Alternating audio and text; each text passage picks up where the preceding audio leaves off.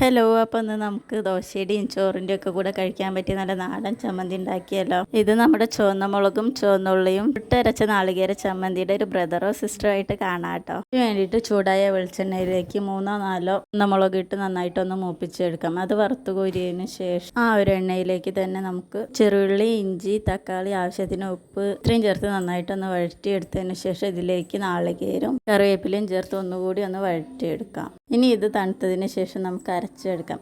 ആദ്യം ചുവന്ന മുളകും അല്പം തക്കാളിയുടെ മിക്സും ചേർത്ത് നന്നായിട്ടൊന്ന് അരച്ചെടുക്കാം. അതിനുശേഷം ബാക്കിയുള്ളതും കൂടി ചേർത്തിട്ട് നല്ലതുപോലെ ഒന്ന് അരച്ചെടുക്കാം. അപ്പോൾ ഇതാ കിടിലൻ ടേസ്റ്റിലൊരു ചമ്മന്തി റെഡി ആയിട്ടുണ്ട്. ദോശയുടെ കൂടിയും ചോറിൻ്റെ കൂടിയും ഒക്കെ അടിപൊളിയാണ്. ഇനി ചൂടോടെ ഒരു ദോശ ഇങ്ങോട്ട് ചുട്ടെടുക്കുക. അതിന് മുകളിലായിട്ട് ഈ ചമ്മന്തി കൂടി ഒന്ന് സ്പ്രെഡ് ചെയ്ത് കൊടുത്തതിന് ശേഷം മടക്കി വെച്ച് ചൂടോടെ തന്നെ ആ ദോശ ഇങ്ങോട്ട് കഴിച്ചാലുണ്ടല്ലോ വല്ലാത്തൊരു ഫീലായിരിക്കും. അപ്പോൾ നിങ്ങൾ എന്തായാലും ലൈക്ക് ചെയ്യാനും സബ്സ്ക്രൈബ് ചെയ്യാനും മറക്കണ്ട. താങ്ക്